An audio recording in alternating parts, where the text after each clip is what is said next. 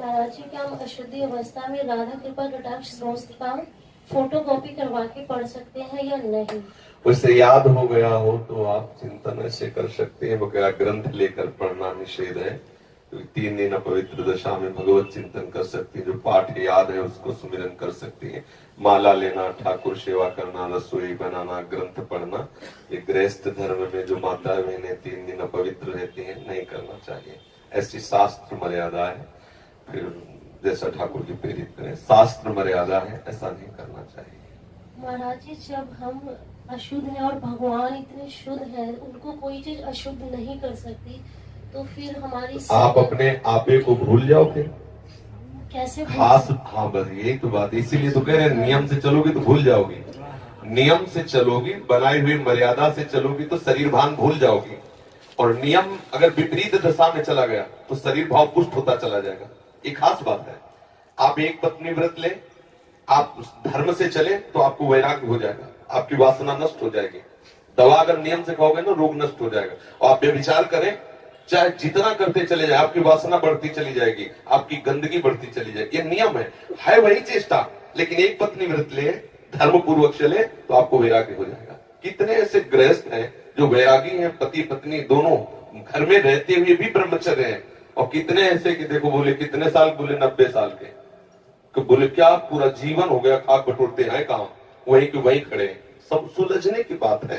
तो इसलिए हम पहले शास्त्र आज्ञा पालन करें, तो परम पवित्र प्रभु हैं और हम उनके परम पवित्र अंश हैं, ये बात समझ में आ जाएगी। और जो शरीर अपवित्र है उससे हमारा राग खत्म हो जाएगा। अभी शरीर अपवित्र है, शरीर अपवित्र है तो हमारा भाव भी अपवित्र है, क्योंकि हम शरीर से युक्त हैं।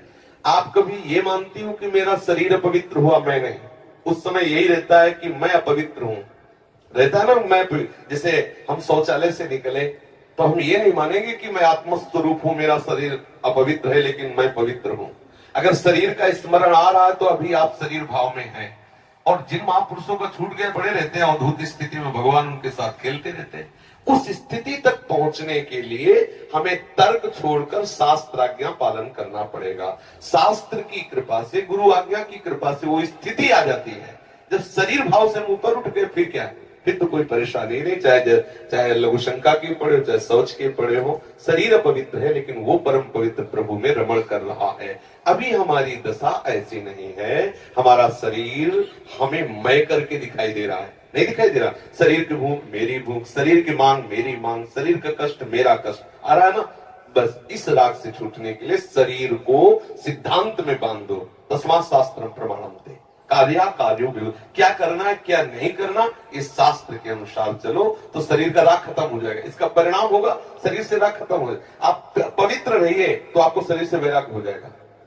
ये खास बात है। शास्त्र की आज्ञा पालन कीजिए तो आपको शरीर संसार से वैराग्य हो जाएगा। और शास्त्र के विरुद्ध चलिए तो आप रागी हो जाएंगे, आप आसक्त हो जाएंगे, ये आपको दंड होगा। शरीर संसार की आसक्ति वही तो आपको जलाती, वही तो आपको जन्म मृत्यु के चक्र में फंसाती है। समझ गए बच्चा? जब हम भगवान के लिए प्रसाद नहीं बना सकते, उनको भोग नहीं पवा सकते बच्चा, इसीलिए इस शरीर से घृणा करनी है। धिक्कार है ऐसे शरीर को जो प्रिया प्रीतम से बिलक करता है, तभी तो शरीर से राग खत्म होगा।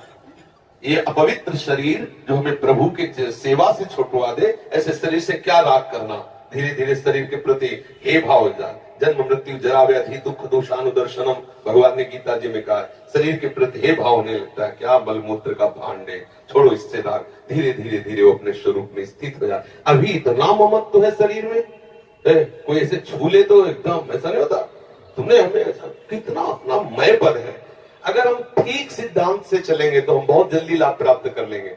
जहां हमारी स्थिति है हम बात उसी स्थिति की करें तो हम बहुत जल्दी आगे बढ़ जाए। होता क्या, हम लोग बात करते हैं छत की, अभी बिल्कुल 100 हाथ गड्ढे में खड़े हैं। बात ये है, शरीर से हमारा संबंध बहुत घनिष्ठ हो चुका है।